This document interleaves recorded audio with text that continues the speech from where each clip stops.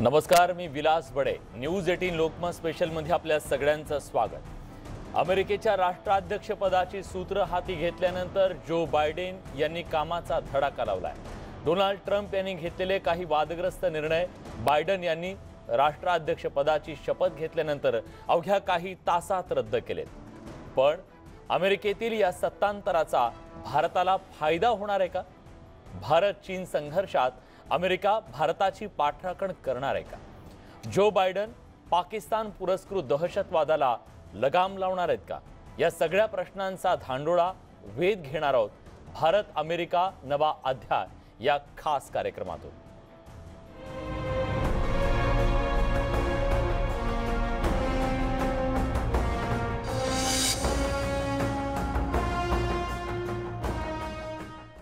अमेरिकेत आता बायडेन युगाला सुरुवात झाली आहे. अमेरिकेत सत्तांतरासोबतच परराष्ट्र धोरण सुद्धा बदलतात. बायडेन यांच्या रूपाने अमेरिकेच्या नव्या धोरणांचा नवा अध्याय सुरू झालाय. पण ट्रम्प यांच्या काळात भारत अमेरिकेच्या दरम्यान जी धोरणं राबवण्यात आली होती तीच धोरणं बायडेन सरकारकडून राबवली जातील का याची उत्सुकता तमाम भारतीयांना लागली आहे. पाहूया या संदर्भातला हा खास रिपोर्ट.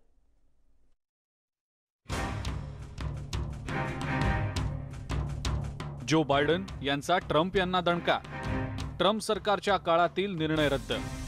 15 एक्झिक्युटिव्ह ऑर्डर्स आणि 2 प्रेसिडेन्शियल मेमोजवर सह्या. I, Joseph Robinette Biden Jr., do solemnly swear that I will faithfully execute the office of President of the United States. Office of President of the United States. अमेरिकेचे राष्ट्राध्यक्ष Joe Biden यांनी राष्ट्राध्यक्षपदाची शपथ घेतल्यानंतर कामांचा धडाका लावलाय. Trump सरकारने घेतलेले अनेक निर्णय बायडेन यांनी रद्द केलेले आहेत. बायडेन यांनी पहिल्याच दिवशी 15 एक्झिक्युटिव्ह ऑर्डर्स आणि 2 प्रेसिडेन्शियल मेमोजवर सह्या केलेल्या आहेत.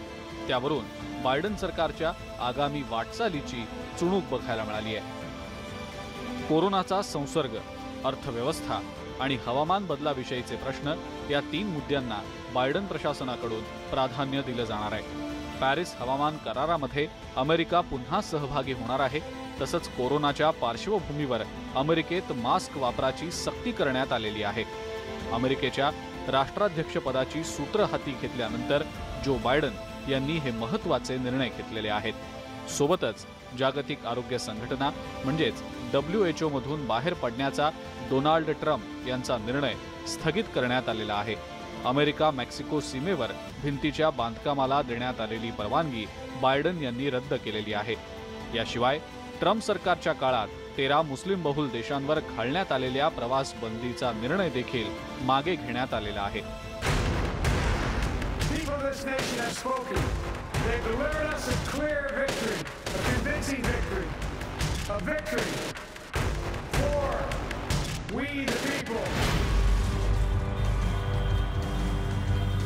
खरं तर बायडेन यांच्या कार्यकाळाकडे अवघ्या जगाचं लक्ष लागलेलं आहे. बायडेन यांनी वॉशिंग्टनच्या ओव्हल ऑफिसमध्ये प्रवेश केल्यानंतर जगभरात अमेरिकेचं परराष्ट्र धोरण आणि कूटनीतीच्या नव्या पर्वाला सुरुवात झालेली आहे. आता बायडेन प्रशासन आपल्याविषयी कोणतं धोरण स्वीकारणार याकडे जगातल्या सर्वच देशांचं लक्ष लागलंय. या पार्श्वभूमीवर भारतातही चर्चा सुरू झालेली आहे. बायडेन यांनी राष्ट्रपतीपदाची सूत्र हाती घेतल्यामुळे भारताचं हित साधणार का? सर्वात महत्त्वाचा मुद्दा म्हणजे LACवर कुरापती काढणाऱ्या चीनविषयी अमेरिका कोणतं धोरण स्वीकारणार? आणि जम्मू काश्मीरमध्ये दहशतवादी कारवाया करणाऱ्या पाकिस्तानविषयी अमेरिका कठोर भूमिका घेणार का?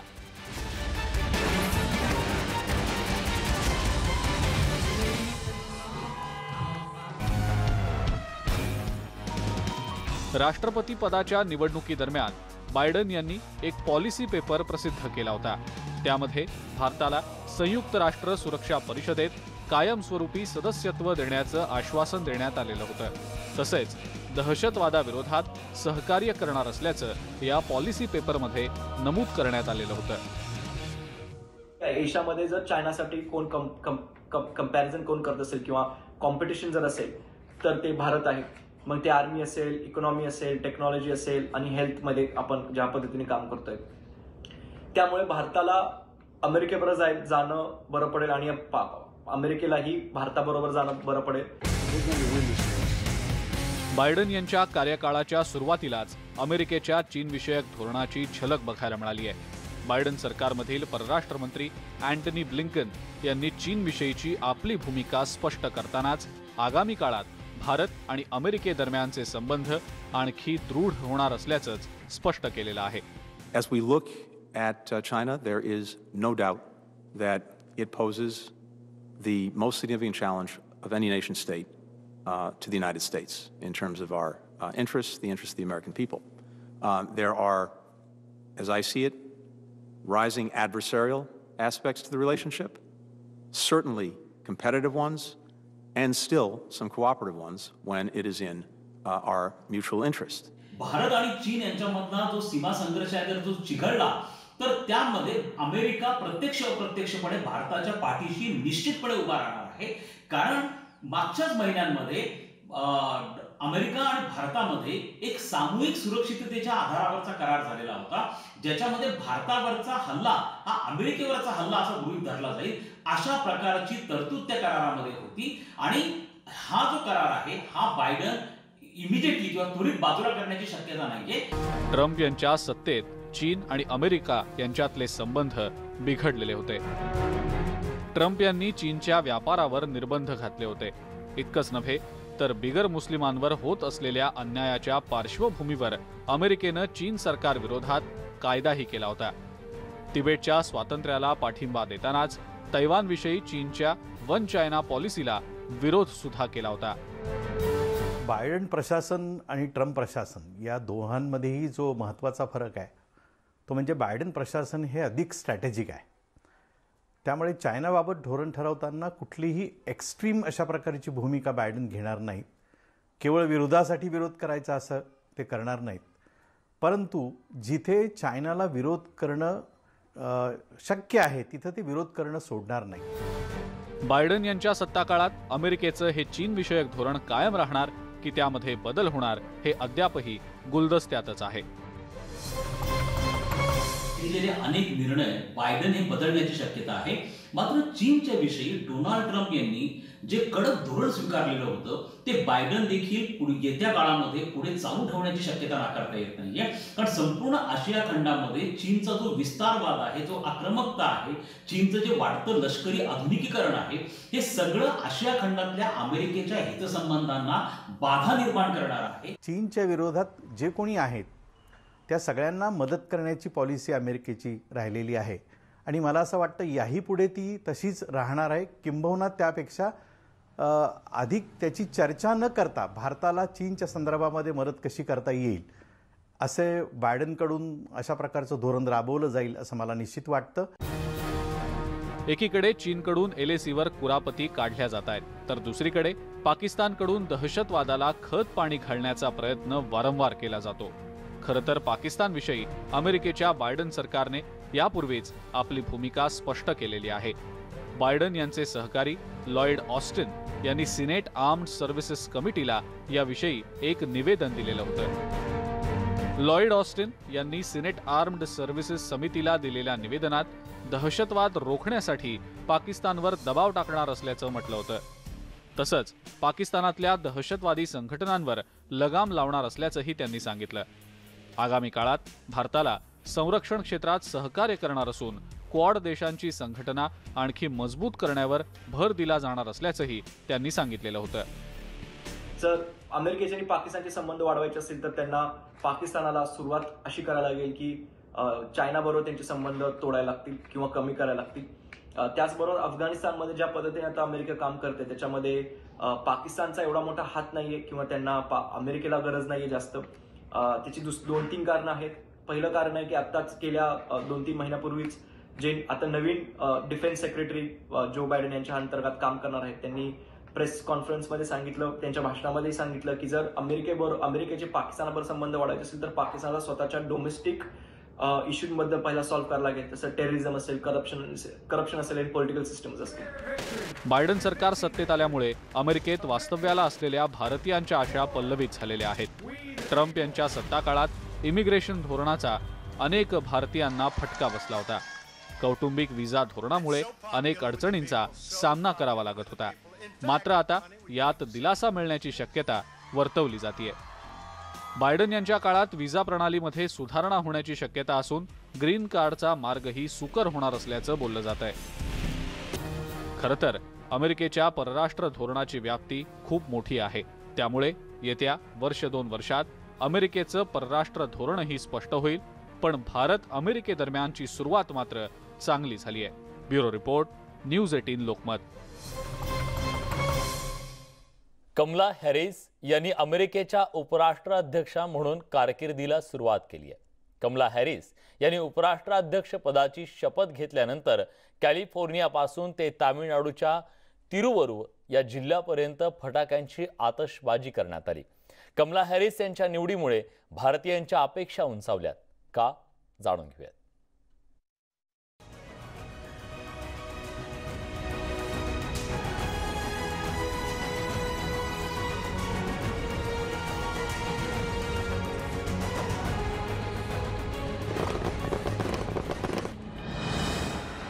कमला हॅरिस अमेरिकेच्या पहिल्या महिला उपराष्ट्राध्यक्ष ठरल्यात. भारत आणि जमैका या दोन्ही देशांशी त्यांचं जवळचं नातं आहे. My great honor to introduce the President-elect of the United States of America, Joe Biden. Kamala यांची आई भारतीय तर वडील जमैकाचे नागरिक होते. 55 वर्षांच्या कमला हॅरिस यांचा जन्म कॅलिफोर्नियाच्या ऑकलंडमध्ये झाला. त्यांनी कॅलिफोर्निया विद्यापीठातून कायद्याचं शिक्षण घेतलं. कमला यांची आई श्यामला गोपालन या तिरुवरूर जिल्ह्यातल्या तुलासेंद्रपुरम गावच्या रहिवाशी होत्या. श्यामला या वयाच्या 19व्या वर्षी शिक्षणासाठी कॅलिफोर्नियात गेल्या. The world watching, you ushered in a new day for America. To the American people who make up our beautiful country, thank you for turning out in record numbers to make your voices heard. अमेरिकेपासून भारतापर्यंत Kamala Harris यांच्या निवडीचं स्वागत होत आहे. Washington डीसीत एकीकडे Kamala Harris यांचा शपथविधी सोहळा सुरू होता, तर दुसरीकडे तामिळनाडूच्या तुलासेंद्रपुरममध्ये आतषबाजी सुरू होती. रांगोळ्या काढण्यात आल्या होत्या. शिवाय तामिळनाडूच्या मुन्नारगुडी गावात कमला हॅरिस यांच्यासाठी पूजा बांधण्यात आली होती. कमला हॅरिस यांचे मामा बालचंद्रन गोपालन हे दिल्लीत राहतात. आपल्या भाचीचं यश पाहून त्यांना आपल्या बहिणीची आठवण झाली. यार ये तो बहुत खुशी की बात है. हम वैक्सीनेशन को ऐसे वेट कर रहा है. देखिए आजकल आप जा रहे हैं ना, कभी आप प्लेन में ऊपर जाने में ठीक है, उतरने बाद नहीं छोड़ता है. तो मैंने कहा ये सब क्या फैसला है. और वो 4 साल ऊपर राष्ट्रपति होगी तो क्या आज नहीं तो कल जाएगा. पहले वैक्सीनेशन लेगा फिर सब कुछ करेगा. मैं यही बोलूँगा, मेरा बहन श्यामला ने जो उसे सिखाया था उसको ध्यान रख के उसी के तरफ काम करना. वैसा अभी तक काम करिए. अच्छा, जब भी वो कोई जाती है बोलती है मेरे माता जी ने मुझे सिखाया था, मैं वही बोलूँगा तुम अभी तक सब कुछ ठीक किया था, अभी भी ऐसा ही करो. कमला हॅरिस यांनी अमेरिकेच्या उपराष्ट्रपती पदापर्यंत झेप घेतल्याचा आनंद त्यांच्या आजोळातील गावकऱ्यांनाही झालाय. गावातील प्रत्येक घराबाहेर कमला हॅरिस यांच्या अभिनंदनाचे बोर्ड लावण्यात आले होते. तिकडे कमला हॅरिस यांनी उपराष्ट्राध्यक्ष पदाची शपथ घेतली आणि इकडे गावकऱ्यांनी फटाक्यांची जोरदार आतषबाजी केली. गावात मिठाई वाटण्यात आली. गावकऱ्यांनी एकमेकांचं अभिनंदन केलं. गावातील प्रमुख मंदिरात दुग्धाभिषेक करण्यात आला. I wish her well success, and I wish after 4 years she becomes the president of the US. That is my wish, sincere wish. Kamala Harris यांनी अमेरिकेच्या निवडणुकीच्या दरम्यान भारताविषयी एक ट्विट केलं होतं. त्या ट्विटमध्ये म्हणतात, मी जेव्हा भारतात जात असे तेव्हा माझे आजोबा मला रोज सकाळी फिरण्यासाठी घेऊन जायचे. त्यावेळी ते लोकशाही आणि नागरिकांच्या अधिकाराविषयी चर्चा करायचे. My grandfather would take me on his morning walk. All of his buddies who also were great leaders, and they would talk about the importance of fighting for democracy and the importance of fighting for civil rights and that people would be treated equally regardless of where they were born or the circumstances of their birth. Kamala Harris या अमेरिकेच्या उपराष्ट्राध्यक्षा झाल्यानं तिरुवरुरवरील नागरिकांच्या अपेक्षा उंचावल्यात. Kamala Harris यांनी स्वकर्तृत्वावर अमेरिकेच्या उपराष्ट्रपती पदापर्यंत झेप घेतली आहे, पण त्यांचा हा प्रवास काही सोपा नव्हता. कमला हॅरिस यांची राजकीय वाटचाल अत्यंत खडतर होती. लहानपणी त्यांना बर्फातून वाट काढत शालेय शिक्षण घ्यावं लागलं. सिनेटर म्हणून ट्रम्प विरोधात त्यांना लढा द्यावा लागला. निवडणुकीत ट्रम्प यांच्यावर त्यांनी अनेक वेळा हल्लाबोल केला. कमला यांच्या आईला संस्कृत नावाची आवड होती, त्यामुळे कमळाच्या फुलावरून कमला नाव ठेवलं गेलं. हार्वर्डमधून पॉलिटिकल सायन्सची त्यांनी पदवी घेतली. 1990 मध्ये त्यांनी कायद्याचं शिक्षण घेतलं. कमला यांना आई वडिलांकडूनच समाजवादाचं बाळकडू मिळालं. कमला हॅरिस या नेहमी तक्रार करू नका, काहीतरी करा असं आवाहन करतात. बाइडेन और कमला हैरिस की जो जोड़ी है, इसने शुरू से इलेक्शन कैंपेन में भी इस बात को कहा था कि जो दुनिया के अंदर तनाव हो रहा है उसको वो कम करने की पूरी कोशिश करेंगे. अपनी अगर वो इलेक्शन जीतते हैं, वो इलेक्शन जीत गए हैं, इसको बार बार वो दोहरा रहे हैं कि जो टेंशन फैल गया उसको कम करेंगे. लेकिन ये है देखना कि अब वो चाइना से किस तरह डील कर रहे हैं. कमला हॅरिस यांनी शपथ घेण्यापूर्वी मार्टिन ल्युथर किंग ज्युनियर यांच्या जयंती दिनी डे ऑफ सर्व्हिस या कार्यक्रमात सहभागी झाल्या. आपल्या समोर अनेक आव्हानं असल्याचं त्यांनी यावेळी स्पष्टपणे सांगितलं. तसंच या आव्हानांचा सामना करणं कठीण असलं तरी आम्ही कोणतीही कसर सोडणार नसल्याचं सांगायला त्या विसरल्या नाहीत. Bureau report, news 18 Lokmat. News 18 Lokmat special मध्ये आपण एक छोटासा ब्रेक घेतोय. ब्रेक नंतर जाणून घेऊया कमला हॅरिस यांचा राजकीय प्रवास नेमका कसा राहिला, काय अडथळे आले, कशा त्या उपराष्ट्रपती पदापर्यंत पोहोचल्या. ब्रेक नंतर कुठे जाऊ नका, पहा फक्त न्यूज 18 लोकमत.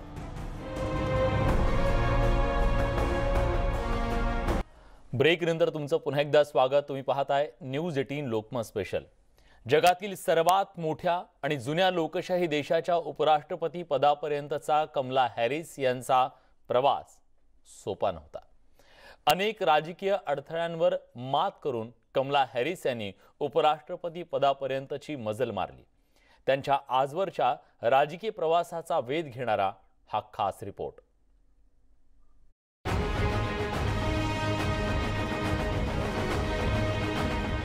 यंदाची अमेरिकेतील राष्ट्रपती पदाची निवडणूक ऐतिहासिक ठरली, कारण या निवडणुकीत भारतीय वंशाच्या कमला हॅरिस यांनी थेट उपराष्ट्रपती पदापर्यंत झेप घेत इतिहास घडवला. कमला हॅरिस या अमेरिकेत राजकीय बदलाच्या चेहरा ठरल्या. अमेरिकेच्या उपराष्ट्राध्यक्षपदी भारतीय वंशाच्या स्त्रीची नेमणूक होण्याची ही अमेरिकेच्या इतिहासातील पहिलीच वेळ आहे. 55 वर्षीय कमला हॅरिस खरं तर अध्यक्षपदाच्या शर्यतीत होत्या. अमेरिकेसारख्या देशाच्या अध्यक्षपदाच्या शर्यतीत उतरणं हेच मोठं धाडस आहे. मात्र अध्यक्षपदाच्या निवडणुकीतून 2 पावलं मागे घेत कमला हॅरिस यांनी जो बायडन यांना पाठिंबा दिला.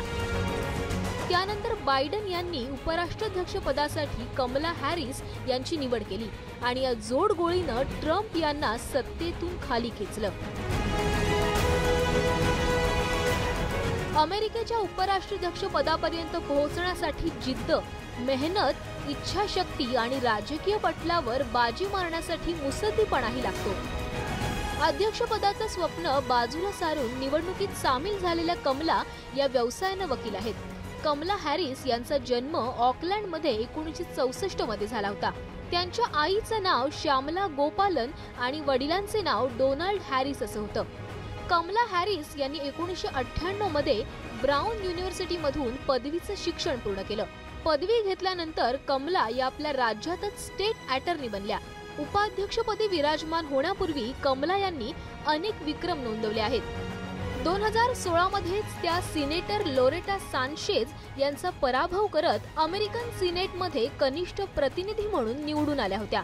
त्या काउंटीच्या पहिल्या महिला डिस्ट्रिक्ट अटर्नी होत्या आणि त्या पदावर पोहोचणाऱ्या पहिल्या आशियाई अमेरिकन होत्या.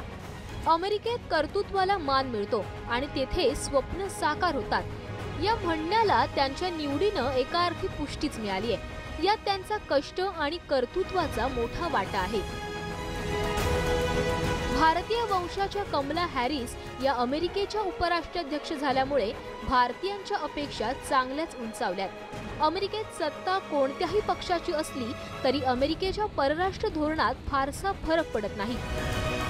कमला हॅरिस यांचा जन्म कॅलिफोर्नियातील ओकलँडमध्ये झाला असला तरी त्यांचं नातं मात्र भारताशी आहे. कमला हॅरिस यांच्या आईचा जन्म भारतातला तर वडिलांचा जमैकामधला.